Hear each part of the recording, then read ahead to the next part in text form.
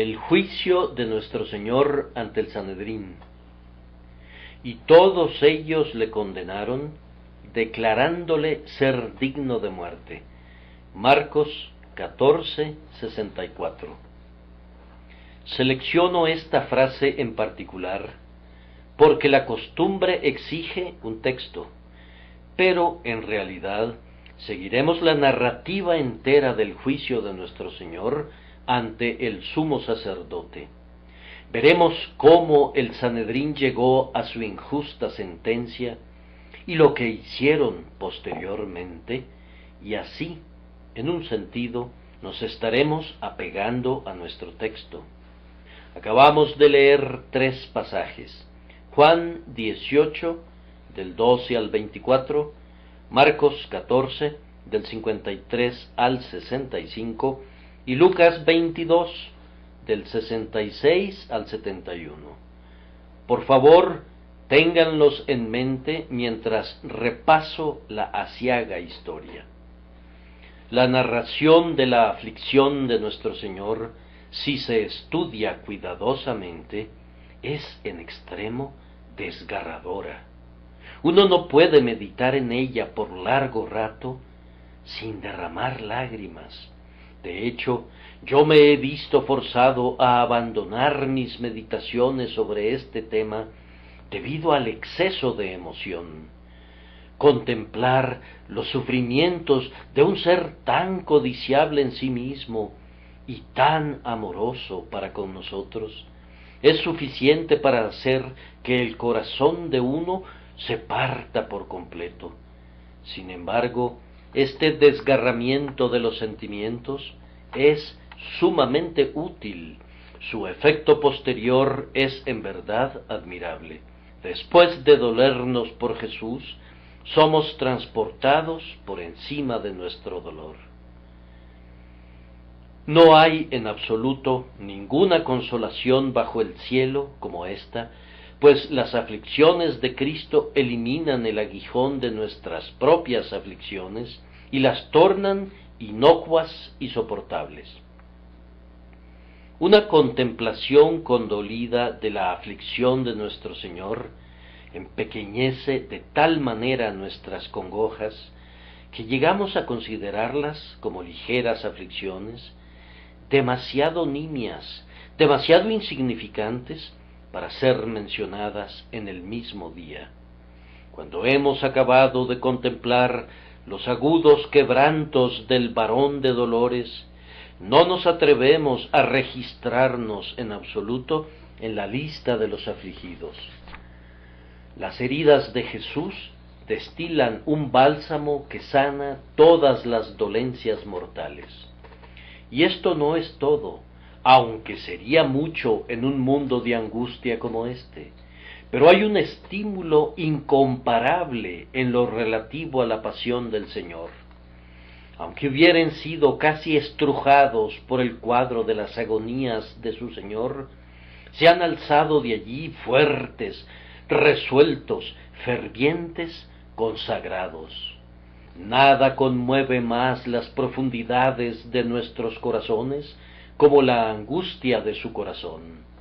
Nada es demasiado difícil para que lo intentemos o lo soportemos por uno que se sacrificó a sí mismo por nosotros. Ser vilipendiados por la amada causa de quien sufrió tanta vergüenza por nosotros no se convierte en una gran aflicción. Incluso el reproche mismo, cuando es soportado por él, se torna en mayores riquezas que todos los tesoros de Egipto. Sufrir por él en el cuerpo y en la mente, incluso hasta la muerte, es un privilegio más bien que una exigencia. Tal amor inflama nuestros corazones de tal forma que ansiamos vehementemente encontrar una manera de expresar nuestro adeudo. Nos aflige pensar que nuestra mejor voluntad sea una cosa muy pequeña, pero estamos solemnemente resueltos a no dar nada que no fuera lo mejor de nosotros a quien nos amó y se entregó por nosotros. Yo creo también que, muy frecuentemente, muchos corazones indiferentes han sido grandemente afectados por los sufrimientos de Jesús, han sido turbados en su indiferencia, convencidos de su ingratitud, apartados de su amor por el pecado y atraídos a Cristo al oír lo que soportó en lugar suyo. Ningún imán puede atraer a los corazones humanos como la cruz de Cristo. Sus heridas hacen que incluso corazones de piedra sangren. Su afrenta avergüenza a la propia obstinación. Los hombres no caen tan abundantemente frente al grandioso arco de Dios como cuando sus flechas son remojadas en la sangre de Jesús. Esos dardos que están armados con sus agonías causan heridas que nunca pueden ser curadas excepto por sus propias manos traspasadas. Estas son las armas que matan al pecado y salvan al pecador, eliminando de un golpe tanto su confianza en sí mismo como su desesperación, y convirtiéndolo en un cautivo de ese conquistador cuya gloria es hacer libres a los hombres. Esta mañana no solamente quiero predicar las doctrinas que salen de la cruz, sino la cruz misma. Yo supongo que esa fue una de las grandes diferencias entre la primera predicación de todas y la predicación después de la Reforma. Después de la Reforma resonaban claramente desde todos los púlpitos la doctrina de la justificación por la fe y otras gloriosas verdades que yo espero que le sean otorgadas más y más prominencia. Pero los primeros padres de la Iglesia proclamaron las mismas verdades de una manera menos teológica. Si ellos trataban poco sobre la justificación por fe, predicaban con maravillosa profusión sobre la sangre y su poder limpiador, sobre las heridas y su eficacia sanadora, sobre la muerte de Jesús y nuestra vida eterna. Nosotros retomaremos su estilo por unos momentos y predicaremos los hechos acerca de nuestro Señor Jesucristo en vez de hablar sobre sus inferencias doctrinales. Oh, que el Espíritu Santo lleve las aflicciones de nuestro Señor tan cerca de cada corazón, que cada uno de nosotros conozca la comunión con sus sufrimientos y posea fe en su salvación y un reverente amor por su persona. Vamos a comenzar nuestra narración esta mañana pidiéndoles primero que piensen en el interrogatorio preliminar de nuestro bendito Señor y Maestro, realizado por el sumo sacerdote. Ellos trajeron a nuestro Señor desde los linderos del huerto, y cuando lo trajeron, lo sujetaban firmemente, pues leemos, los hombres que custodiaban a Jesús. Evidentemente estaban temerosos del prisionero, aun cuando lo tenían enteramente en su poder. Él era toda benignidad y sumisión, pero la conciencia los acobardaba a todos ellos, y por eso tenían todo el cuidado que los cobardes emplean para retenerlo entre sus garras. Como la corte no se había reunido en número suficiente para un interrogatorio general, el sumo sacerdote resolvió que ocuparía el tiempo interrogando personalmente a su prisionero. Dio principio a su maligno ejercicio. El sumo sacerdote preguntó a Jesús cosas acerca de sus discípulos. No podemos decir cuáles fueron las preguntas, pero yo supongo que eran algo parecido a estas. ¿Cómo es que te has rodeado de un grupo de hombres? ¿Qué hacían ellos contigo? ¿Qué era lo que te proponías lograr con ellos? ¿Quiénes eran ellos?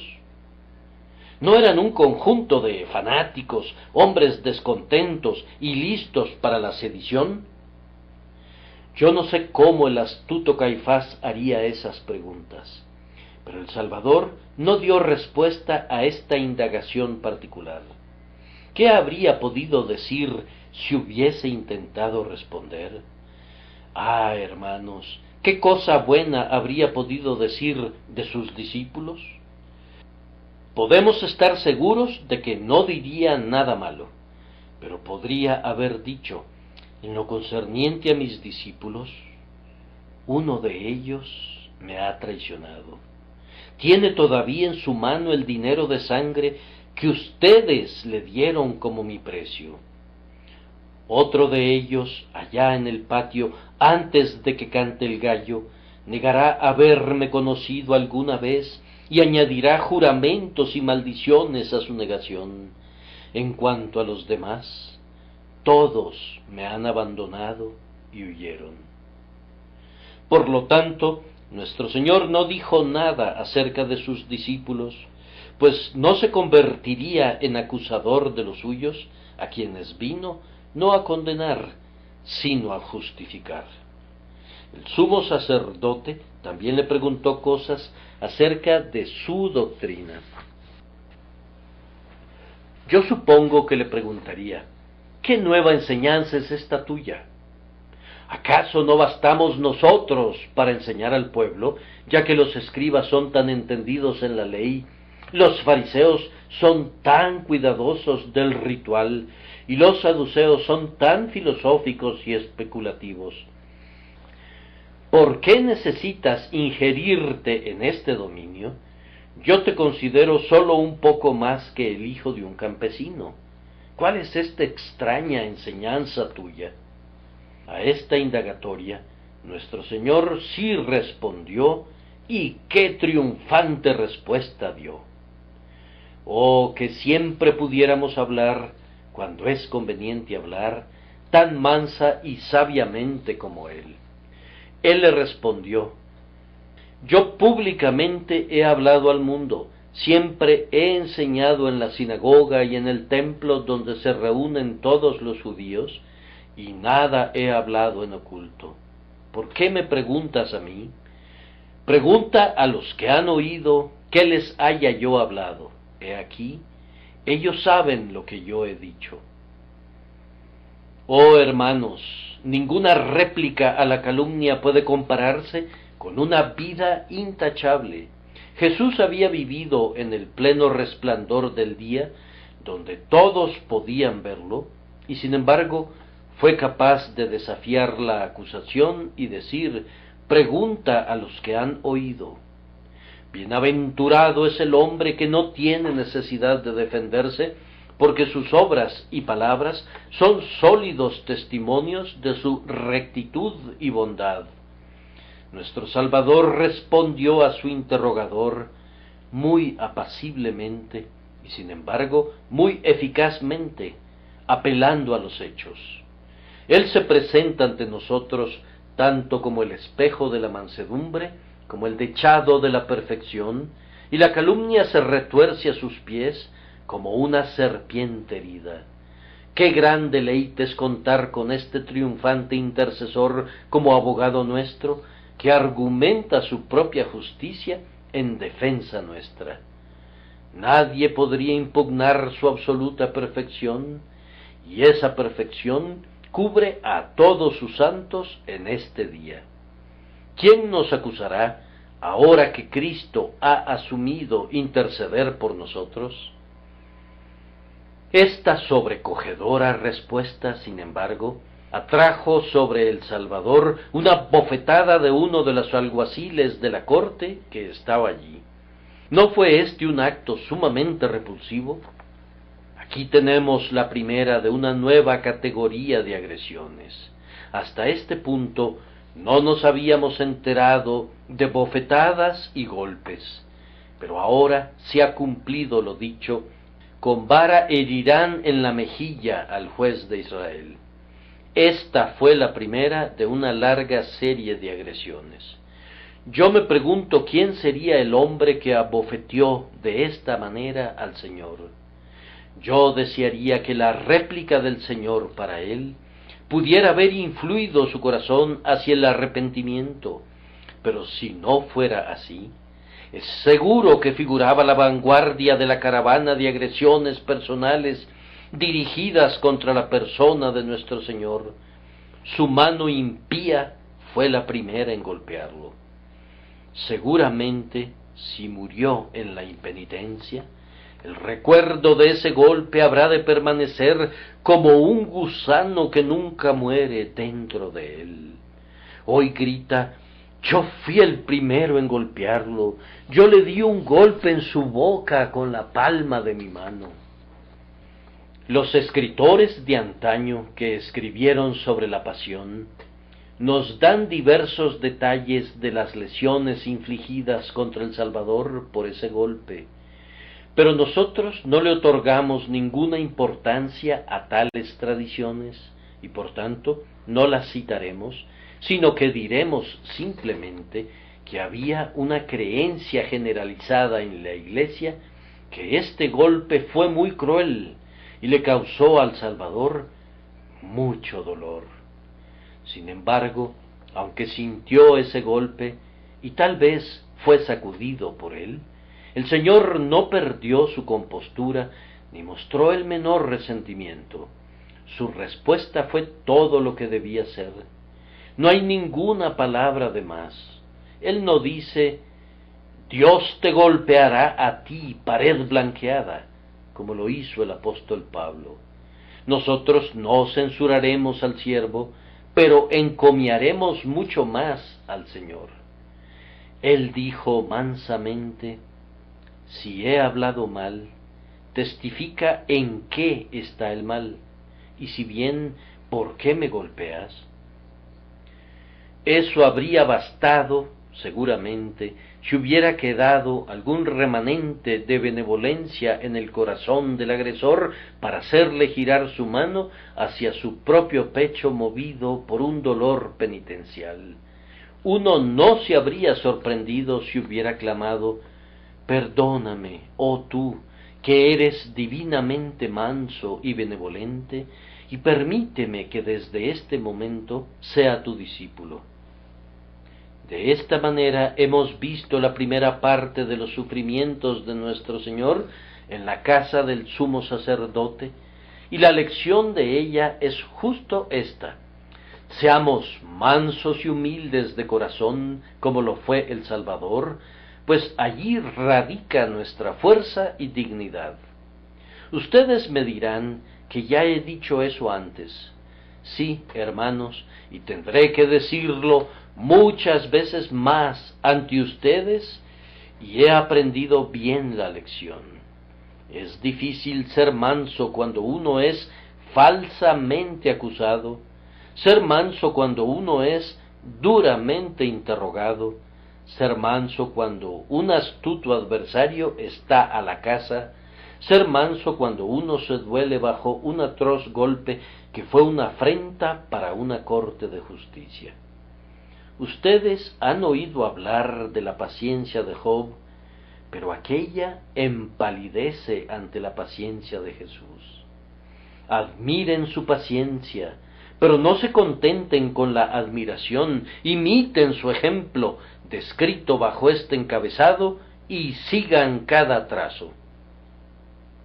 Oh Espíritu de Dios, aun teniendo a Cristo como un ejemplo, no aprenderemos la mansedumbre a menos que tú nos enseñes, y aun teniéndote a ti como un maestro, no la aprenderemos a menos que tomemos su yugo sobre nosotros y aprendamos de él, pues es únicamente a sus pies y bajo tu unción divina que nos volveremos mansos y humildes de corazón y hallaremos descanso para nuestras almas. Por tanto, el interrogatorio preliminar ha concluido y no ha finalizado en absoluto con un éxito para el sumo sacerdote. Él ha interrogado a Jesús y lo ha golpeado, pero la ordalía no produce nada que pueda contentar al adversario. El prisionero es sumamente victorioso, ya que el agresor fue frustrado. Ahora viene una segunda escena, la búsqueda de testigos contra él. Y los principales sacerdotes y todo el concilio buscaban testimonio contra Jesús para entregarle a la muerte, pero no lo hallaban. Es una extraña corte la que se reúne con el designio de encontrar culpable al prisionero, resueltos de una manera u otra a lograr su muerte. Ellos deben proceder de acuerdo a las formas de la justicia y así emplazan testigos, aunque todo el tiempo violan el espíritu de la justicia, pues rebuscan en Jerusalén para encontrar testigos que perjuren para acusar al Señor. Cada miembro del concilio está escribiendo el nombre de alguien que pueda ser traído de fuera, pues la gente ha venido desde todas las partes de la tierra para guardar la Pascua, y seguramente algunos podrían ser rastreados en un lugar o en otro que le hubieran oído decir alguna forma de expresión que pudiera ser procesable. Introducen, por tanto, a todo el que puedan encontrar de esa clase degradada que se aventure a perjurar si hubiere un soborno disponible. Ellos escarbaron en Jerusalén para descubrir testigos contra Jesús, pero tenían mucha dificultad para lograr su designio, porque estaban obligados a examinar al testigo aparte y no podían hacer que concordaran. Es difícil lograr que las mentiras concuerden, pero, en cambio, las verdades son cortadas con el mismo molde. Además, había muchos tipos de testigos que podían encontrar con facilidad, pero que no se atrevían a presentarlos. Tenían muchos testigos que podrían testificar que Jesús había hablado en contra de la tradición de los ancianos. Pero en cuanto a eso, había en el concilio algunos, esto es, los saduceos, que estaban de acuerdo con él en gran medida. No tenía caso presentar un cargo acerca del cual no tenían una unanimidad consensual. Sus denuncias de los fariseos no podían ser presentadas como cargo, pues éstas complacían a los saduceos. Tampoco podían alegar su clamor en contra de los saduceos, pues en esto los fariseos estaban de acuerdo con él. Ustedes recordarán cómo Pablo, cuando fue presentado ante este Sanedrín, se aprovechó de esa división de opinión y clamó: «Yo soy fariseo, hijo de fariseo, acerca de la esperanza y de la resurrección de los muertos se me juzga», y de esta manera creó una disensión en el cónclave que por un tiempo obró a su favor. Nuestro Señor se posesionó de un terreno más elevado y más noble, y no se inclinó para convertir la insensatez de ellos en algo que lo beneficiara. Sin embargo, estando ellos conscientes de sus disensiones internas, evitaron cautamente esos puntos sobre los cuales no estaban en armonía. Ellos podrían haber presentado su antigua queja de que el Señor Jesús no observaba el sábado a la manera de ellos, pero entonces se haría más público que había sanado a los enfermos en el día sábado. No les ayudaría publicar ese hecho, pues ¿quién pensaría en matar a una persona por haber abierto los ojos de uno que nació ciego, o por haber restaurado una mano seca en el día sábado? Ese tipo de testimonio fue, por tanto, desechado. Pero ¿no podrían haber encontrado algunos testigos que juraran que había hablado acerca de un reino que estaba estableciendo? ¿No podría esto haberse interpretado prontamente como que implicaba sedición y rebelión? Sí, pero entonces ese era un cargo que habría que alegar más bien ante la corte civil de Pilato, pero el suyo era un tribunal eclesiástico. Además, había herodianos en el concilio que estaban muy inquietos bajo el yugo romano, y no habrían podido tener la cara de condenar a alguien por ser un patriota. Y además, el pueblo afuera habría simpatizado con Jesús mucho más si hubieran supuesto que los guiaría en una rebelión contra César. Por tanto, ellos no podían forzar ese punto. Deben haberse sentido grandemente confundidos sin saber qué hacer, especialmente cuando, incluso en aquellos puntos en los que decidieron presentar a los testigos, tan pronto abrían sus bocas, se contradecían entre sí. Por fin los tenían. Vinieron dos cuya evidencia más o menos concordaba, y éstos aseveraron que en una cierta ocasión Jesucristo había dicho: «Yo derribaré este templo hecho a mano, y en 3 días edificaré otro hecho sin mano». Aquí había una blasfemia en contra de la santa y hermosa casa del Señor, y eso bastaría. Ahora, el Salvador había dicho algo que era semejante al testimonio de estos falsos testigos, y un malentendido lo había hecho todavía más semejante, pero aún así, el dicho de esos testigos era una mentira, y no menos mentira porque una sombra de verdad hubiere caído sobre él, pues el peor tipo de mentira es la que es producida a partir de una verdad. Hace mucho mayor daño que si fuera una falsedad de principio a fin. El Salvador no había dicho: «Yo voy a destruir este templo». Él dijo: «Destruid este templo», es decir, ustedes lo destruirán y lo pueden destruir. Él no se había referido al templo de Jerusalén para nada. Esto dijo concerniente al templo de su cuerpo que sería destruido.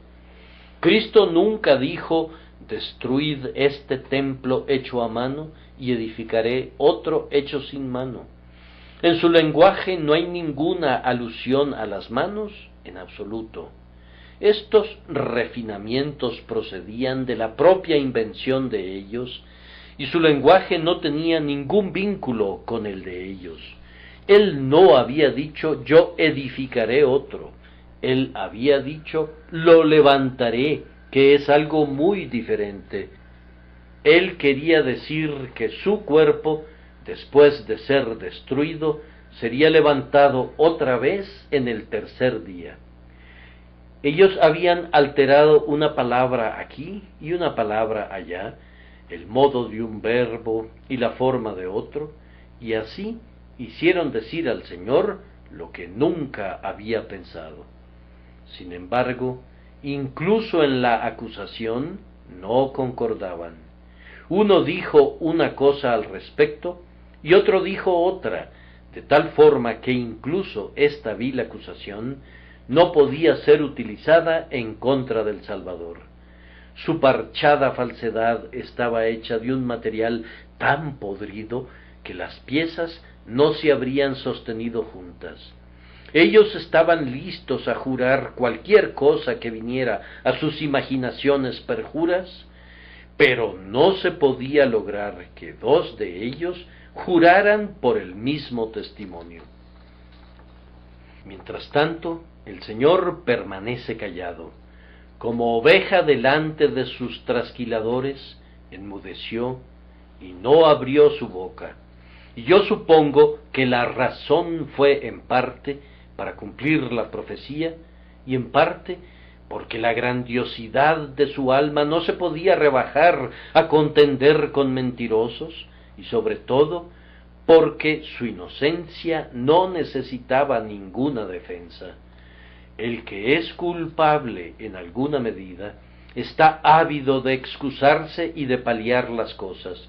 Sus excusas sugieren usualmente a los hombres de experiencia la creencia que podría haber alguna base para la acusación. El que es perfectamente inocente no tiene ninguna prisa para responder a sus calumniadores, pues muy pronto ellos se responden entre sí. Nuestro Señor no deseaba entrar en una pendencia con ellos para no provocarlos a que expresaran más falsedades. Si las palabras no pueden ayudar, entonces, en verdad, el silencio es sabio. Cuando el único resultado habría sido provocar a sus enemigos a añadir a sus iniquidades, fue una compasión magnánima la que condujo al calumniado Salvador a no decir nada. No debemos dejar de advertir el consuelo que en alguna medida había sido ministrado a nuestro Señor por la acusación que fue presentada como la mejor.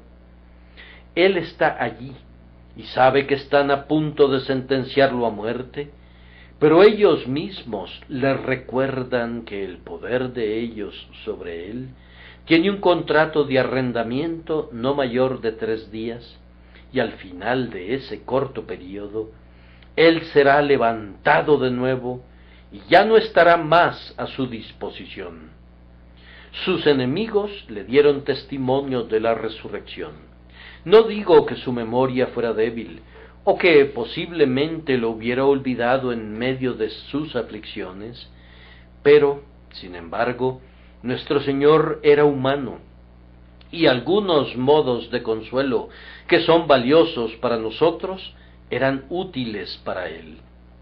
Cuando la mente es torturada con una falsedad maliciosa y el hombre entero es sacudido por dolores y aflicciones, es bueno que se nos recuerden las consolaciones de Dios. Leemos acerca de algunos que fueron atormentados no aceptando el rescate, y fue la esperanza de la resurrección la que los sostuvo. Nuestro Señor sabía que su alma no sería dejada en las moradas de la muerte, y que su carne no vería corrupción, y los falsos testigos trajeron esto vívidamente delante de su mente.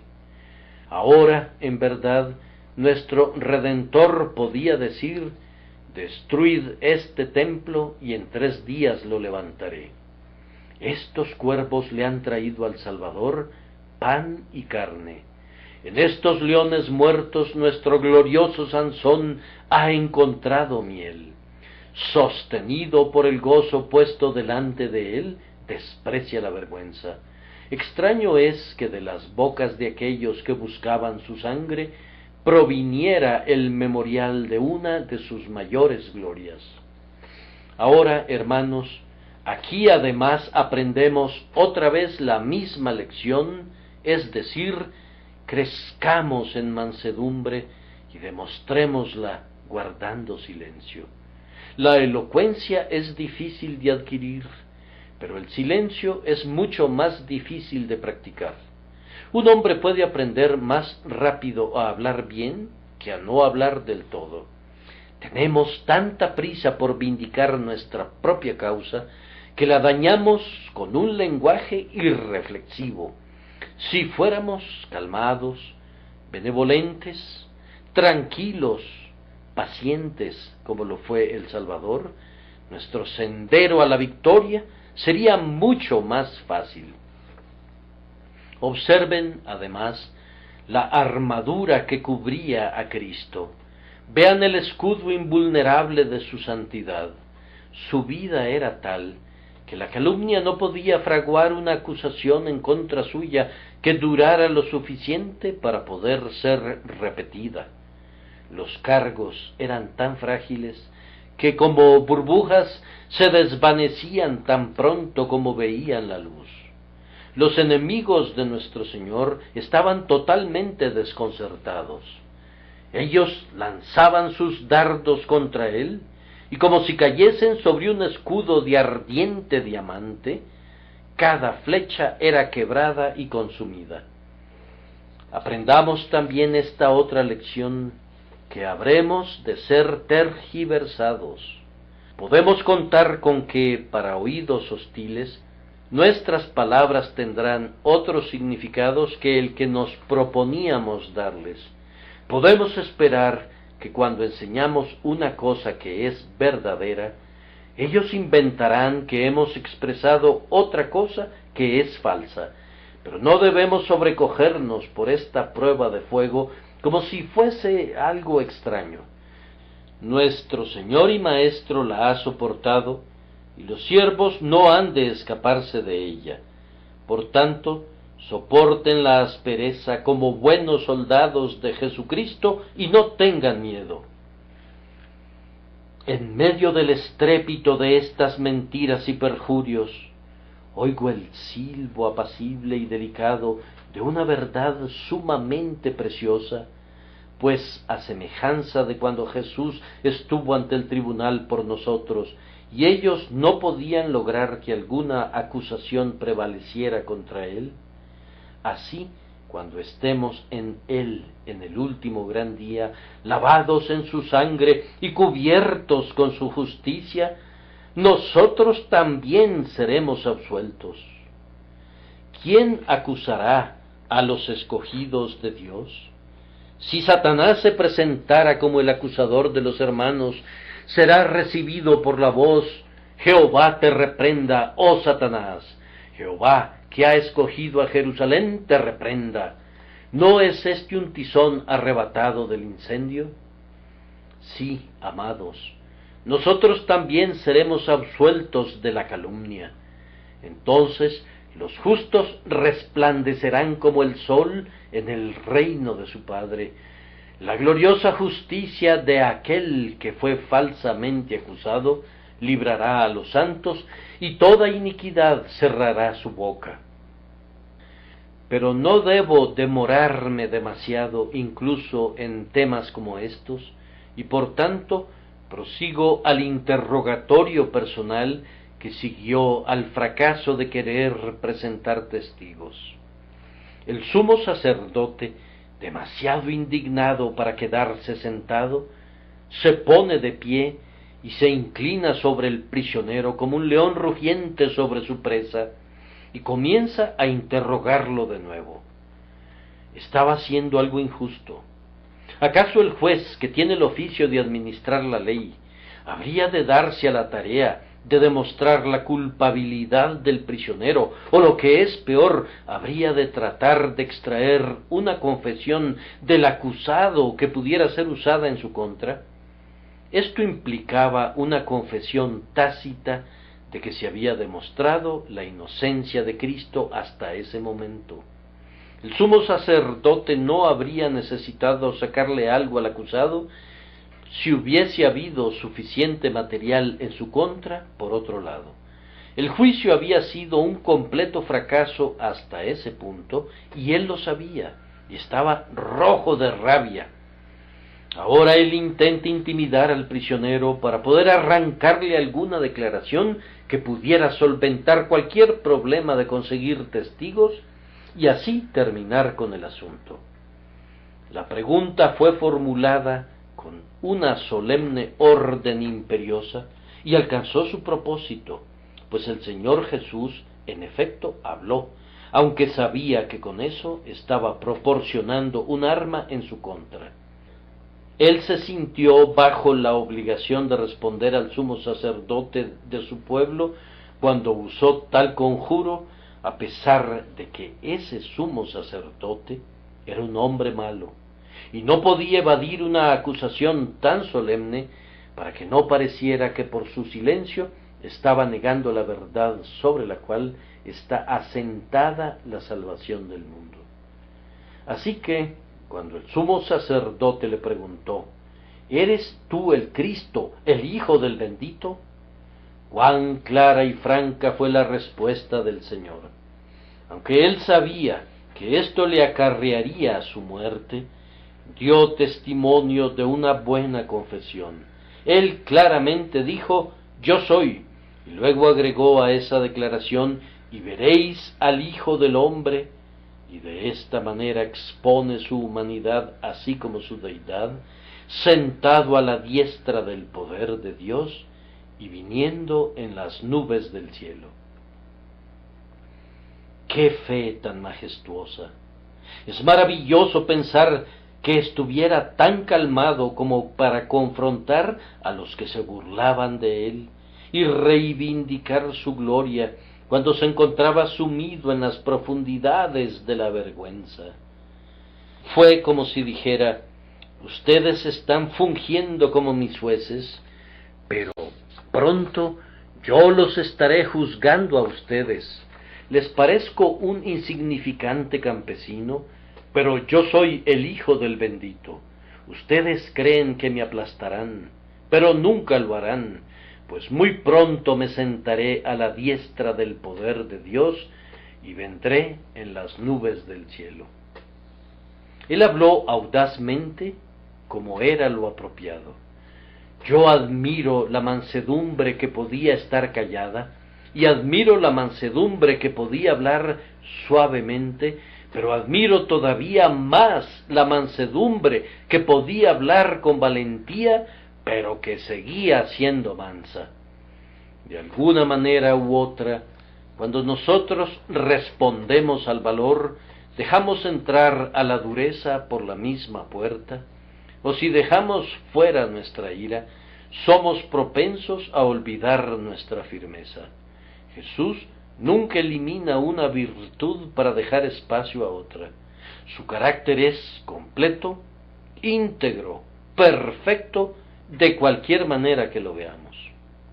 Y seguramente, hermanos, esto debe haber traído otro dulce consuelo para el corazón de nuestro divino Maestro. Mientras se dolía bajo ese duro golpe, mientras se retorcía bajo esas inmundas acusaciones, mientras soportaba tal contradicción de pecadores en contra suya, debe haberse sentido satisfecho internamente en la conciencia de su condición de hijo y su poder ante la perspectiva de su gloria y triunfo. Un manantial de agua brota de dentro de su alma cuando ve por anticipado que se sentará a la diestra de Dios y que juzgará a los vivos y a los muertos y que vindicará a sus redimidos. Es sabio tener estas consolaciones siempre listas a la mano. El enemigo podría no ver su poder consolador, pero nosotros sí lo vemos. Para nosotros, de debajo del altar procede un río cuyo suave fluir provee a nuestros espíritus de una tranquila alegría con la que las aguas terrenales no pueden rivalizar. Aún ahora oímos también que el Padre dice: yo soy tu escudo y tu galardón será sobremanera grande. Noten, antes de que dejemos este punto, que prácticamente el juicio y el interrogatorio concluyeron con la condenación de nuestro Señor debido a su confesión de su deidad. Ellos dijeron: «¿Habéis oído la blasfemia? ¿Qué os parece?». Y todos ellos le condenaron, declarándole ser digno de muerte. Yo no puedo entender del todo a esas personas que se llaman unitarianos y niegan la deidad de nuestro Señor. Nosotros también somos unitarianos, pues creemos en un Dios y en un Dios únicamente. Pero ellos nos dicen que este Cristo bendito, nuestro Señor, no es Dios, y sin embargo reconocen que Él fue el más excelente de los hombres, el más perfecto de los seres humanos. Yo no puedo verlo así. Me parecería que es un blasfemo y nada más si no fuera Dios. Y los judíos, evidentemente, sostenían esa opinión y lo trataban de conformidad a ella. Si no hubiera dicho que Dios era su Padre, ellos no habrían estado tan enojados en su contra. Ellos lo condenaron a muerte debido a la afirmación de su deidad y la declaración de que se sentaría a la diestra del poder y juzgaría al mundo. Hoy día Hay multitudes que están dispuestas a tomar a Cristo como un maestro, pero no lo aceptarán como el Hijo de Dios. Yo no dudo que la religión cristiana podría ser recibida en muchos lugares si su fuerza fuese trasquilada, si, de hecho, su propia alma y sus entrañas le fueran arrancadas al proclamar a Jesús como uno de los profetas y nada más. Miren cómo nuestros sabios hablan de él como uno de una línea de grandes reformadores, tales como Moisés, Samuel, Elías, y con frecuencia agregan a Confucio y a Mahoma. ¿Le abrimos un espacio nosotros a esto? No, ni por un instante. Él es verdaderamente el Hijo del bendito. Él es divino o falso. La acusación de blasfemia debería ser lanzada contra él si no fuera el Hijo del Altísimo.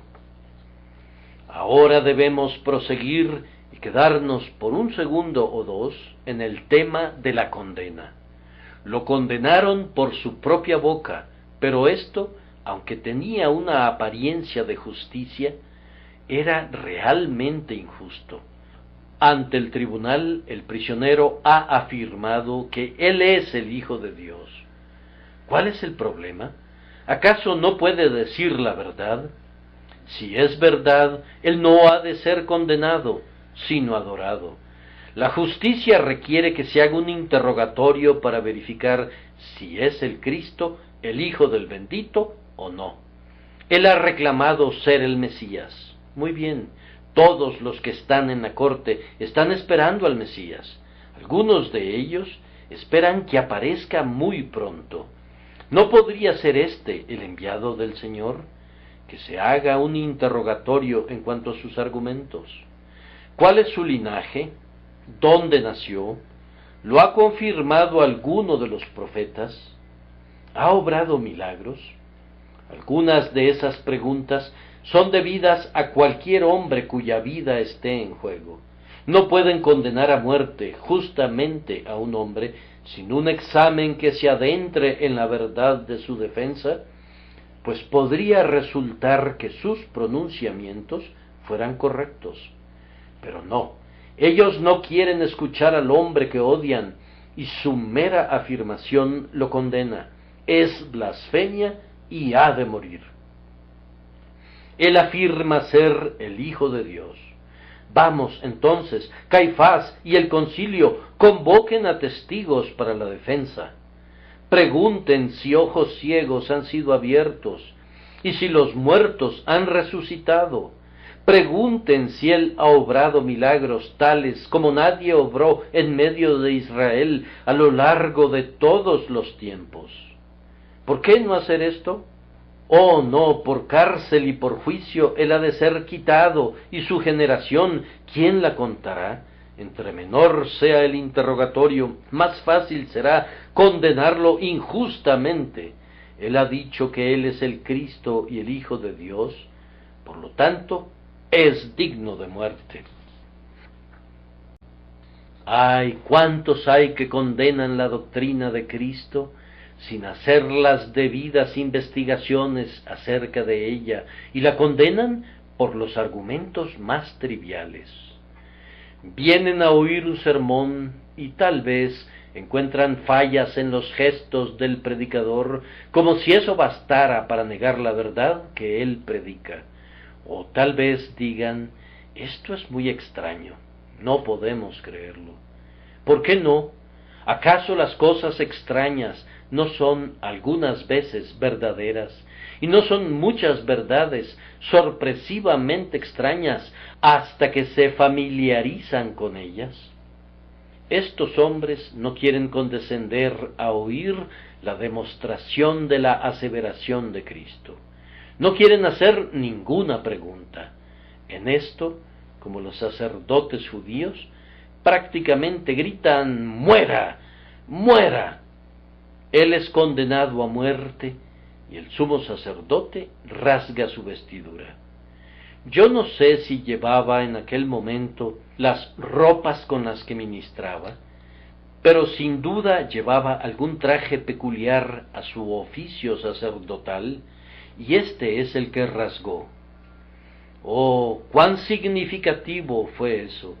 La casa de Aarón y la tribu de Leví rasgaron sus vestiduras, y el templo, en unas cuantas horas, rasgó su velo de arriba abajo, pues los sacerdotes y el templo fueron igualmente abolidos. Ellos lo desconocían, pero en todo lo que hacían había una significación singular. Esas vestiduras rasgadas eran un índice del hecho que ahora el sacerdocio aarónico había sido rasgado para siempre, y el grandioso sacerdocio de Melquisedec había entrado, pues el verdadero Melquisedec en ese instante y en ese lugar estaba delante de ellos en toda la majestad de su paciencia. Observen que todos concordaban, no había disidentes, ellos se habían cuidado, no lo dudo, de no dejar que Nicodemo y José de Arimatea supieran algo acerca de esta reunión suya. La convocaron en la noche y sólo la ensayaron muy temprano en la mañana, con el objeto de guardar su antigua ley rabínica que establecía que debían juzgar a los prisioneros cuando hubiera luz del día. Ellos apresuraron el juicio, y cualquiera que pudiera haber hablado en contra de la sentencia sedienta de sangre fue mantenido fuera del camino. La asamblea fue unánime. ¡Ay de la unanimidad de los corazones impíos en contra de Cristo! Es sorprendente que haya tales altercados entre los amigos de Cristo y tal unidad entre sus enemigos, cuando el punto es sentenciarlo a muerte. Yo no he oído nunca de altercados entre los demonios, ni he leído nunca de sectas en el infierno. Todos ellos son uno en su odio en contra de Cristo y de Dios. Pero aquí estamos divididos en secciones y partidos, y con frecuencia estamos en guerra unos con otros. Oh Señor de amor, perdónanos. Rey de concordia, ven y reina sobre nosotros, y condúcenos a una perfecta unidad alrededor tuyo. La sentencia fue muerte. No digo nada de ella excepto esto: la muerte era la sentencia de vida a mí, la sentencia de vida a ustedes, y ellos la impusieron sobre nuestro sustituto. Digno de muerte, dijeron todos ellos. Todas las manos fueron levantadas, todas las voces dijeron sí, sí al veredicto. Sin embargo, no había delito en él. Más bien digamos que toda excelencia se encontraba en él. Cuando oigo que Jesús es condenado a morir, mi alma cae a sus pies y clama: bendito Señor, ahora has asumido mi condenación. No hay, por tanto, ninguna condenación para mí. Ahora has tomado mi copa de muerte para beberla, y a partir de este momento está seca para mí. Gloria sea a tu bendito nombre, desde ahora y para siempre. Casi me da gusto que mi tiempo haya avanzado tanto, pues debo necesariamente colocar delante de ustedes la quinta y más dolorosa escena.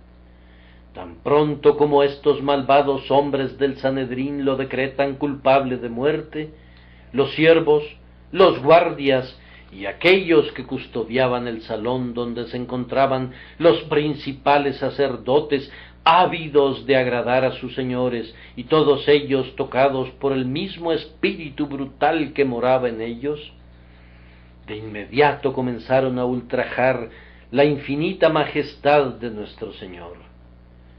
Consideren el ultraje. Permítanme leer las palabras. Algunos comenzaron a escupirle. Comenzaron a escupirle. Así fue expresado el menosprecio más efectivamente que por medio de palabras. Quédense pasmados, oh cielos, y sientan un horrible miedo.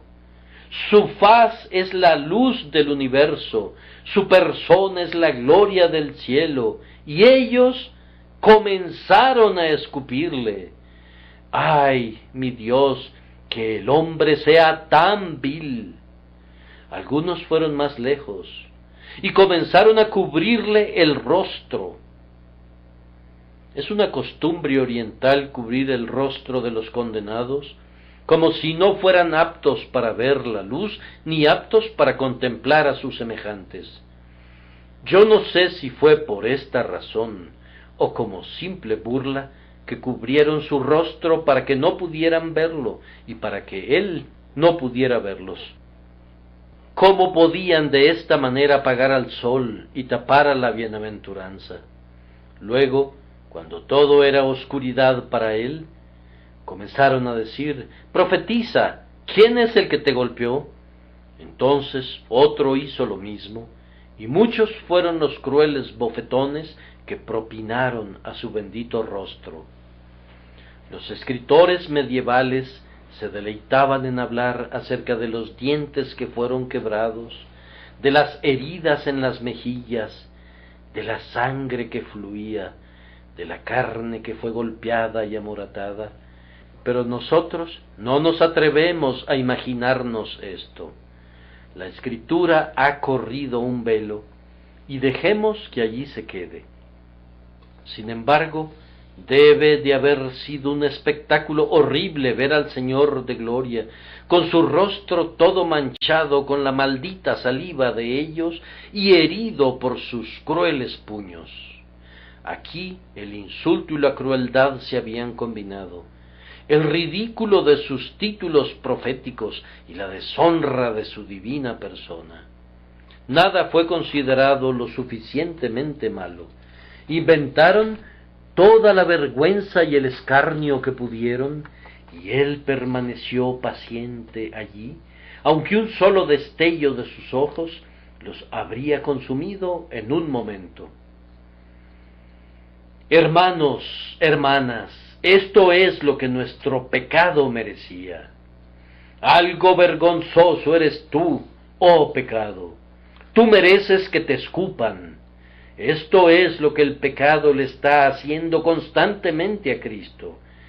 Siempre que ustedes y yo pecamos, por decirlo así, escupimos su rostro, también tapamos sus ojos, tratando de olvidar que Él nos ve, y también le golpeamos siempre que transgredimos y afligimos su espíritu. No hablemos de los crueles judíos. Pensemos en nosotros, y hemos de ser humillados por ese pensamiento. Esto es lo que el mundo impío le está haciendo siempre a nuestro bendito Señor. Ellos también pretenden tapar sus ojos, que son la luz del mundo. Ellos también desprecian su evangelio y lo escupen como algo totalmente desgastado y sin valor. Ellos también desprecian a los miembros de su cuerpo a través de sus pobres santos afligidos que tienen que aguantar calumnias y ultrajes por su amada causa. Y sin embargo, por sobre todo esto, me parece ver una luz sumamente bendita. Cristo ha de ser escupido, pues Él ha tomado nuestro pecado. Cristo ha de ser torturado, pues Él está ocupando nuestro lugar. ¿Quién habrá de ser el verdugo de todo este dolor? ¿Quién asumirá la tarea de avergonzar a Cristo? Nuestra redención fue obrada de esta manera, pero ¿quién será el esclavo que ejecutará ese miserable trabajo? Echen los racimos más ricos que las uvas de Escol, échenlos, pero ¿quién los hollará y extraerá laboriosamente el vino, el generoso mosto que alegra a Dios y al hombre? Los pies serán los pies dispuestos de los propios enemigos de Cristo. Ellos extraerán de él lo que nos redimirá y destruirá todo el mal. Yo me regocijo de ver a Satanás vencido en su astucia y su malicia convertida en el instrumento de su propio trastorno. Él piensa destruir a Cristo y mediante ese acto se destruye a sí mismo. Él atrae el mal sobre su propia cabeza y cae en el hoyo que él ha cavado. Así, todo mal obrará para siempre para bien del pueblo del Señor. Sí, su mayor bien muy a menudo procederá de aquellos que amenazaban con su ruina y que les provocaban la mayor angustia. 3 días ha de sufrir el Cristo y morir y yacer en el sepulcro, pero después de eso, él debe herir la cabeza de la serpiente y llevar cautiva la cautividad, y eso por los medios del propio sufrimiento y vergüenza que él está ahora soportando. De igual manera ocurrirá a su cuerpo místico, y Satanás será herido bajo nuestros pies dentro de poco. Dejo este tema, esperando que ustedes lo continúen en sus meditaciones. Aquí hay 3 observaciones. La primera es: cuán prestos hemos de estar a soportar la calumnia y el ridículo por causa de Jesús. No te encolerices, ni pienses que sea algo duro que la gente se burle de ti. ¿Quién eres tú, querido amigo? ¿Quién eres tú? ¿Qué podrías ser cuando eres comparado con Cristo? Si le escupieron, ¿por qué no habrían de escupirte a ti? Si lo abofetearon, ¿por qué no habrían de abofetearte a ti? ¿Acaso el Señor habrá de soportar toda la dureza? ¿Habrá de tener Él toda la amargura y tú toda la dulzura? Bonito soldado eres tú, que demandas una mejor suerte que tu capitán. A continuación, cuán sinceramente hemos de honrar a nuestro amado Señor. Si los hombres estaban tan ávidos de avergonzarle, nosotros debemos ser 10 veces más denodados en darle gloria. ¿Hay algo que pudiéramos hacer hoy por lo cual Él pudiera ser honrado? Pongámonos a ejecutarlo. ¿Podemos hacer algún sacrificio? ¿Podemos realizar alguna tarea difícil que le glorifique? No debemos deliberar, sino que hemos de hacerlo de inmediato, con todo nuestro poder. Hemos de ser creativos en los modos de glorificarlo a Él, así como sus adversarios fueron ingeniosos en los métodos de su vergüenza. Finalmente, cuán seguramente y cuán dulcemente pueden todos los que creen en Él venir y descansar sus almas en sus manos. Ciertamente yo sé que quien sufrió esto, puesto que era verdaderamente el Hijo del Bendito, tiene la capacidad de salvarnos. Tales aflicciones han de ser una plena expiación por nuestras transgresiones. Gloria sea dada a Dios, porque esa saliva en su rostro significa un rostro limpio y resplandeciente para mí. Esas falsas acusaciones contra su carácter significan que no hay condenación para mí. Esa sentencia de muerte para él demuestra la certeza de nuestro texto que vimos el domingo pasado por la mañana. De cierto os digo, el que cree en mí tiene vida eterna.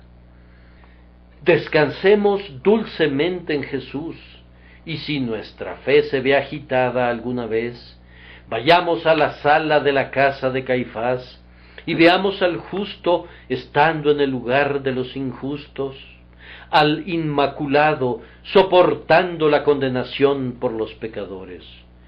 Juzguemos y condenemos cada pecado y cada duda en la sala del sumo sacerdote, y salgamos gloriándonos porque el Cristo ha vencido por nosotros, y ahora esperamos su aparición con deleite. Que Dios los bendiga, hermanos, por Cristo nuestro Señor. Amén.